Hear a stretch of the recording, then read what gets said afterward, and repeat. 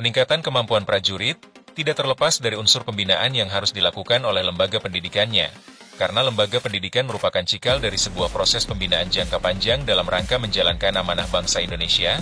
Pendidikan pertama-tama adalah pendidikan dasar yang bertujuan untuk membentuk calon prajurit. Pendidikan ini meliputi pembentukan sikap, pengetahuan, keterampilan, dan kondisi jasmani.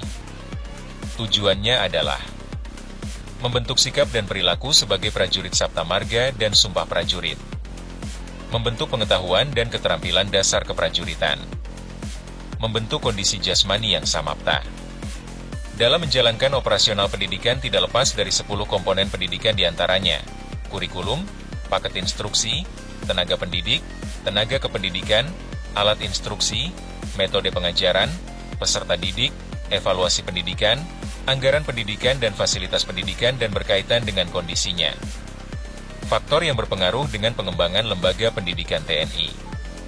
Salah satunya komponen penting yang kadang terabaikan pada proses pendidikan adalah tenaga kependidikan, karena fungsi tugas yang hampir kelihatannya tidak nampak namun sebenarnya memiliki kunci yang dominan untuk terselenggaranya proses pendidikan pada lembaga pendidikan.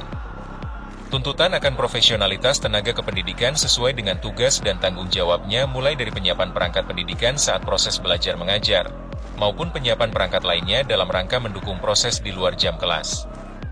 Peserta didik yang memiliki motivasi tinggi untuk mengikuti program pendidikan dihasilkan melalui proses rekrutmen ataupun seleksi yang objektif, melalui beberapa tahapan yang jelas dengan harapan akan menghasilkan peserta didik yang benar-benar memenuhi persyaratan pendidikan yang telah ditentukan ditinjau dari segi fisik, mental dan kemampuan akademik, dengan memberlakukan proses pendidikan yang efektif dan efisien, serta sistem penilaian yang merangsang motivasi belajar peserta didik.